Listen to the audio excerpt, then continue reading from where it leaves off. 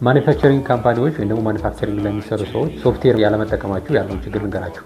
አንደኛ ፕሮዳክሽን ላይ የምታመርቱት እቃ የገባውንና ፋይናሊ አውጥቶ ነው የወጣውን በቀላሉ ማወቅ አትችሉም። ለምሳሌ በባለፈው ወር ላይ ገብቶ የወጣው ማቴሪያል እና የተሸጠው ካልኩሌት ባደረጋችሁ መንገድ ዛሬ ላይሆን ይችላል። የተለያዩ ፋክተሮች ይኖራሉ ከባለፈው ወርና አሁን ላይ የሚለያዩ ነገሮች ማለት ነው። ስለዚህ የገባው ኢንፑት ምን ያክል ነው፣ ከዛ ፕሮሰስ ተደርጎ የወጣው ምን ያክል ነው፣ ፋይናሊ የተሸጠው ምን ያክል ነው፣ የሚያስፈልገው የምንገዛው ኢንፑት ምን ያህል ነው የሚለውን በቀላሉ ለማወቅ በኤክሴል ወይም በወረቀት ለመስራት በጣም ያስቸግራል። ስለዚህ መጠቀም ያለባችሁ የሶፍትዌር ሲስተም የማኑፋክቸሪንግ ማኔጅመንት ሲስተም አለ። ማኑፋክቸሪንግ ማኔጅመንት ሲስተም ምንድነው?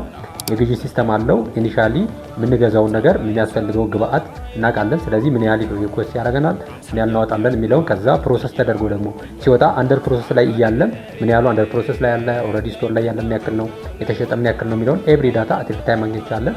ሶ ፕሮሰስ ተደርጎ አውትፑት የወጣው ምን ያህል እንደሆነ ራሱ ሲስተሙ ሳፖርት ወይም ደግሞ ኤአይ ፓወርድ የሆነ ፊቸሮች ይኖርና በቀላሉ ጠይቀን ኮሚኒኬት አድርገን ድርጅታችን ላይ ያለውን ኤቭሪቲንግ ሲምፕሊ ለማወቅ ያስችለናል ማለት ነው። ሶ ፋይናሊ ደግሞ የተሸጠው ምን ያክል ነው፣ የቀረው ምን ያክል ነው፣ ስንት ተሽጦ ስንት ወጥቷል፣ የትኛው ግብአት የተመረተው ነው ያስተረፈ፣ የትኛው ነው ያከሰረኝ የሚለውን ሲምፕሊ ማወቅ ያስችላችኋል ማለት ነው። ለአይነት ሲስተሞች የምትጠቀሙ አሰራራችሁን እጅግ ቀላል ያደርግላችኋል ማለት ነው። ለአይነት ሲስተም ማሰራት ከፈለጋችሁ ዴም አድርጉኝ።